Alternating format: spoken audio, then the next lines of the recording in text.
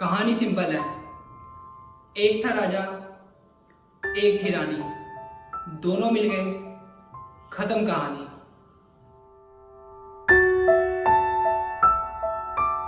हर कहानी की एंडिंग ऐसे ही होती है, लेकिन कुछ चुनिंदा, कुछ मशहूर कहानियां इज स्लाइटली डिफरेंट, और वही कहानी आज मैं आपको सुनाऊंगा।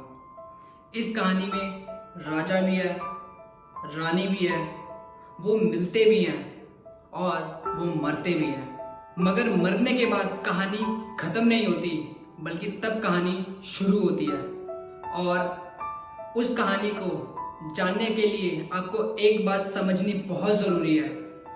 इंसान मरता तब नहीं है जब वो अपनी आखिरी सांसें गिन रहा होता है। इंसान मरता तब है जब उसे अपनी ज़िंदगी से नफरत होने लग जाती है, और लोगों को उसकी जिंदगी और उसकी नफरत तो दिखाई देती है, लेकिन उस नफरत के पीछे की वजह किसी को दिखाई नहीं देती। हमारे लड़के की कहानी तब शुरू होती है जब उसे ये समझ में आ जाता है कि जो उसे सोसाइटी बनाना चाहती है वो उसे नहीं बनना है।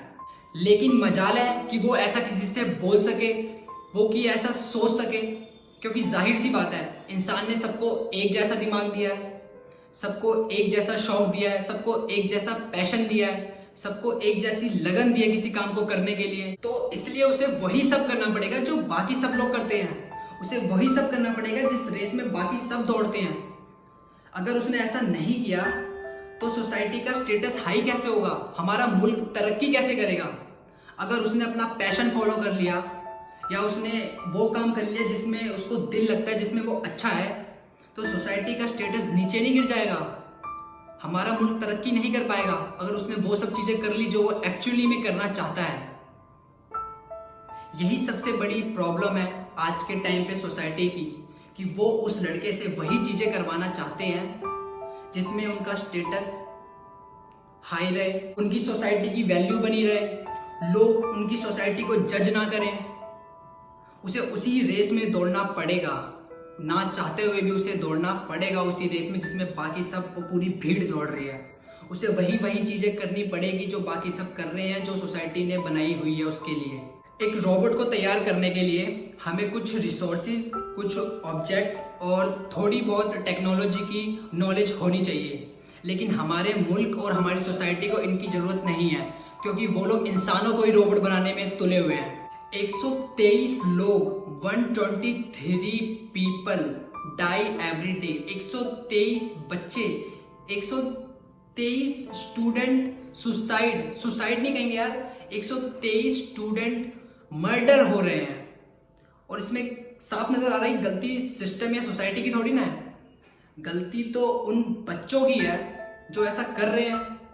इसमें कोई सिस्टम की, एजुकेशन सिस्टम की कोई गलती नहीं है, साफ बिल्कुल क्लियर नजर आ रहा है। अगर सिस्टम की गलती होती तो एक बच्चा मरता, 2 बच्चे मरते, 3 बच्चे मरते, 123 बच्चे थोड़ी ना रोज मरते। तो इसमें साफ पता है कि बच्चे की गलती सिर्फ और सिर्फ बच्चों की है, क्योंकि जाहिर सी बात है यार, ये सिस्टम जो है कोई इंसान ने थोड़ी ना बनाया है, ये सिस्टम तो ऊपर खुदा ने बना के भेजा है। तो उसमें गलती तो खुदा के काम में तो कोई क्वेश्चन हो ही नहीं सकता। फालतू का फितूर हमारे दिमाग में भर रखा है। पढ़ोगे नहीं तो जॉब कैसे करोगे, जॉब नहीं करोगे तो कामयाब कैसे होगे, कामयाब नहीं होगे तो पैसे कहां से आएंगे, पैसे नहीं आएंगे तो खाओगे क्या, खाओगे नहीं तो जिंदा कैसे रहोगे। अबे जिंदा है कहां, जिंदा है कहां। लेकिन हमारी कहानी का लड़का अपनी रेस खुद चुनेगा, वो दूसरों की रेस में भाग नहीं लेगा। वो अपनी रेस खुद चुनेगा और उसको जीत के भी दिखाएगा। वो अपनी कहानी खुद लिखेगा और उसका एंड कैसे करना है वो भी डिसाइड वो खुद करेगा। तो बात सिर्फ इतनी सी है, एक था राजा, एक थी रानी, दोनों मर गए और शुरू कहानी।